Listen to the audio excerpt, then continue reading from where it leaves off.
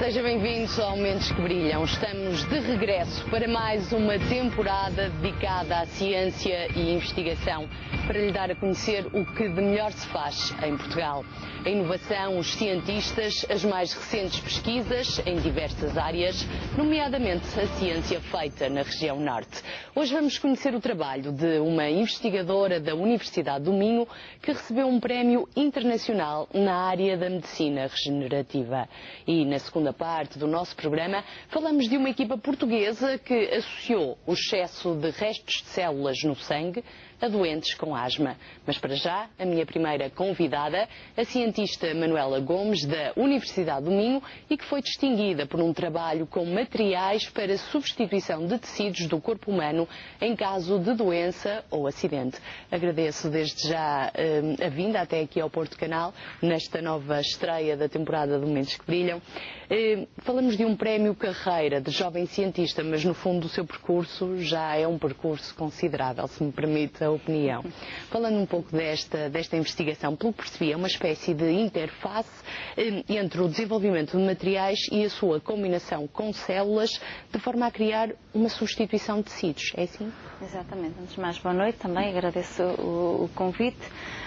Sim, a engenharia de tecidos é isso mesmo, portanto é um campo muito interdisciplinar, porque pressupõe realmente a utilização de conhecimento da área das ciências de materiais, da bioquímica, da biologia e da medicina para o desenvolvimento de algo que possa, de facto, funcionar temporariamente como um substituto de tecidos e aproveitar, tirando o partido da capacidade de regeneração que têm esses mesmos tecidos. Portanto, o que nós fazemos é combinar um material que seja biodegradável.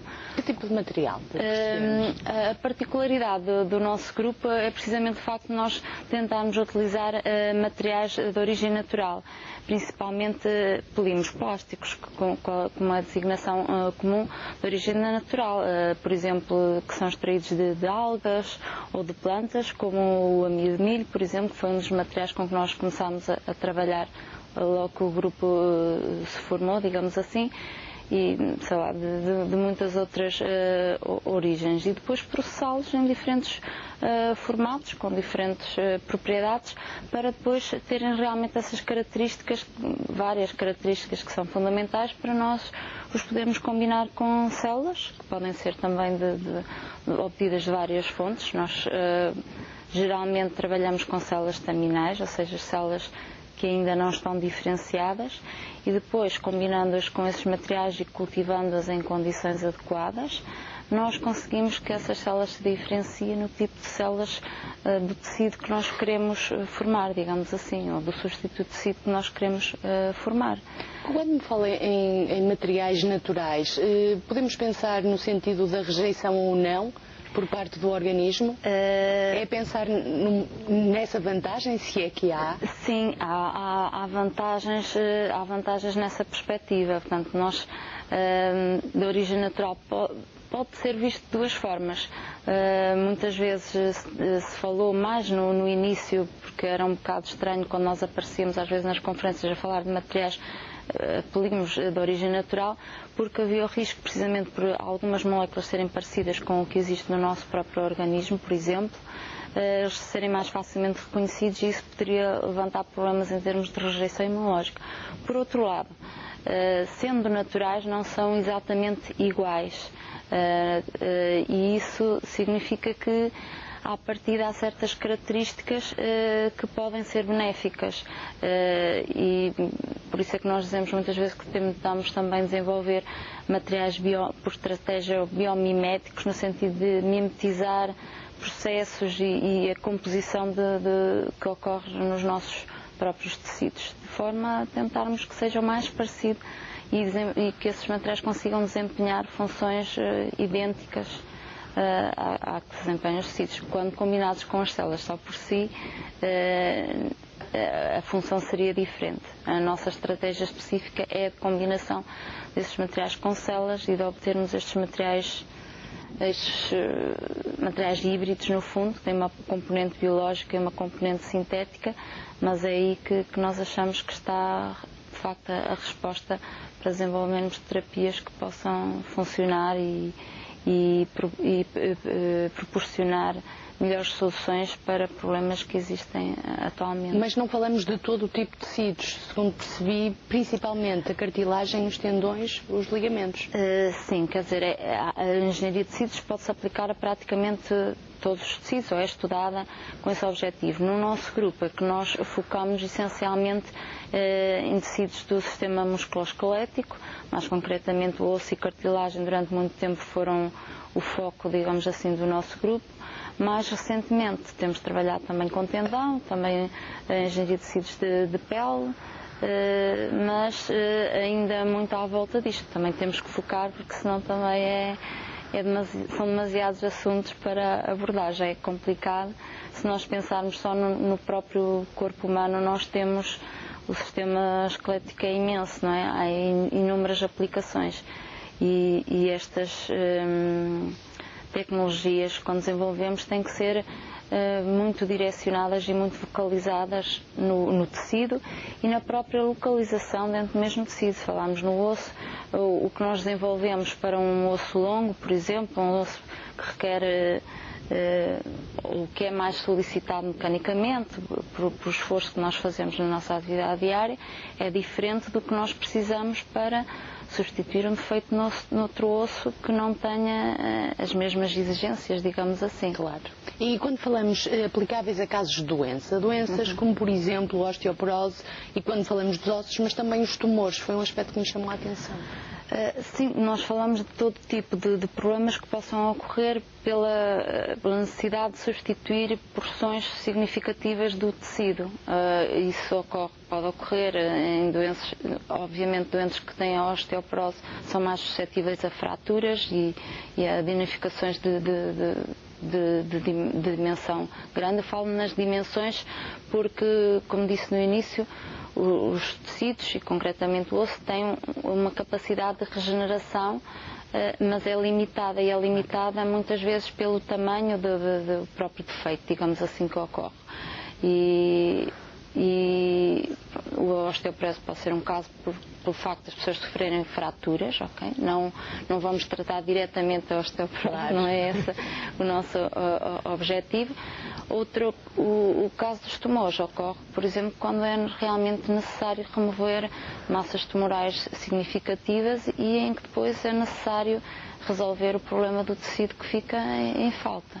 Okay? E nessas situações, normalmente, o que é mais frequente, no caso do osso, ainda é, digamos assim, quase a única terapia que se utiliza, é o recurso a excertos do próprio paciente ou de outros pacientes que têm, obviamente, desvantagens claras e óbvias, não é? Como os riscos de rejeição, o risco de transmissão de doenças infectocontagiosas e, obviamente, o problema da própria escassez de tecido do próprio paciente. Se for um doente, por exemplo, com osteoporose, obviamente que é muito problemático nós irmos retirar tecido ósseo de outro local para colmatar uma falha noutro sítio. E mesmo noutros casos é isso que se faz frequentemente, mas muitas vezes fica depois problemas no local de onde se retira o osso para fazer esse transplante, não é? E a engenharia de tecido surgiu exatamente para tentar resolver este problema enorme que é a utilização por falta de alternativas de quando falamos, por exemplo, da ruptura de ligamentos, o meu primeiro pensamento é muito ligado ao desporto, aos atletas. Sim. Não vou dizer que é uma coisa constante, mas...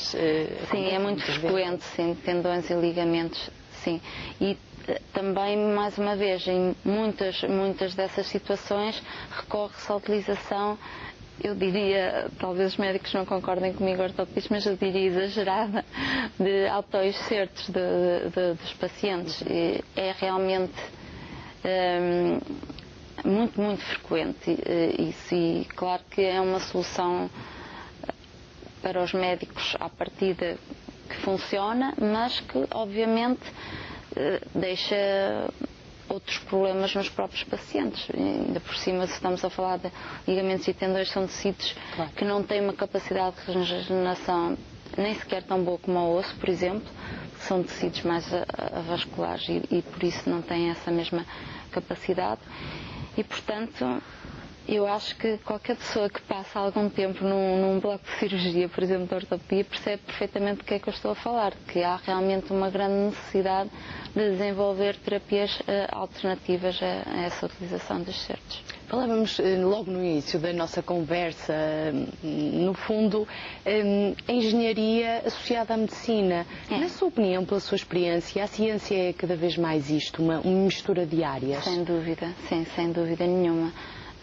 Acho que há poucos campos estanques hoje em dia na ciência, não é?